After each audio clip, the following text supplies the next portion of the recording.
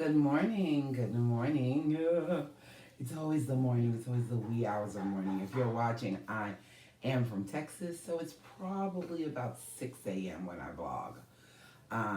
We are on day 23. Good day. It also is election day, so this is a huge day in our nation and in the United States of America. We are voting. We're having our presidential election, and so we're really voting. And I truly believe that part of the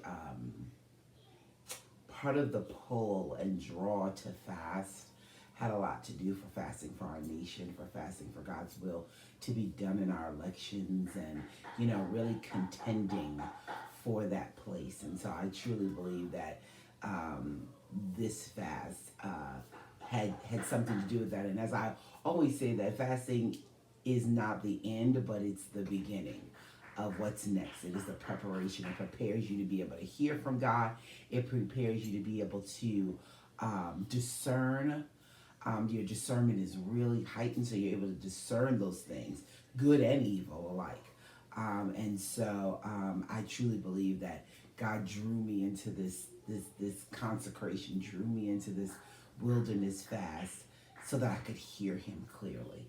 I was saying in a prayer meeting that I had earlier, I said we've been talking about 2020 has been the year of the mouth. It's been the year of the voice, and we've got these masks over our mouths, and so it seems so contrary.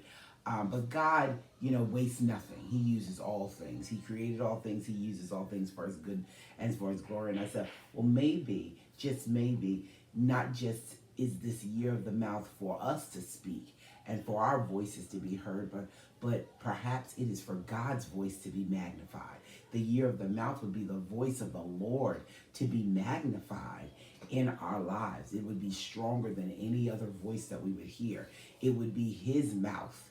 It would be his sound, his words that would reign over us, and all the world would be silent.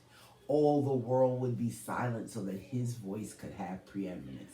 And so I just begin to meditate on that, because that is, we just talk about prayer, and prayer is always this.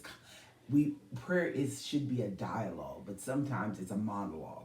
Sometimes it's just us rattling off, miles and miles of whatever, miles and miles of praise, or miles and miles of thanksgiving, or miles and miles of petition, and we're just rattling off. But we don't take the Selah moments, those silent times, to just hear God.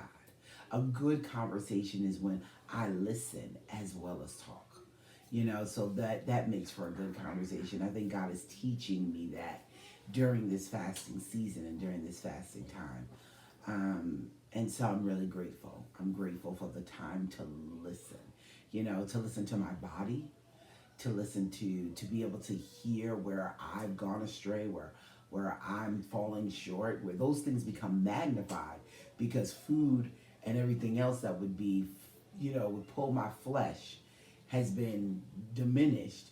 And so those things that feed my spirit, that feed my discernment, that feed my spirit man, are heightened.